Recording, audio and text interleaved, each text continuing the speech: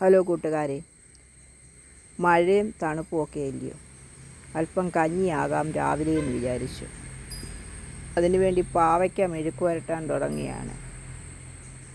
നമ്മൾ പാവയ്ക്ക മെഴുക്ക് പുരട്ടുമ്പം ഒരു പിടി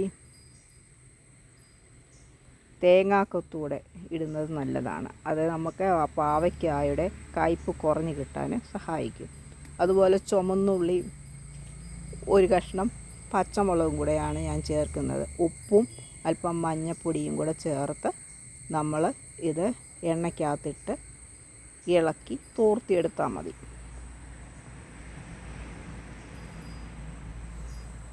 നല്ല ടേസ്റ്റുള്ള ഒരു മെഴുക്ക് പുരട്ടിയാണ്.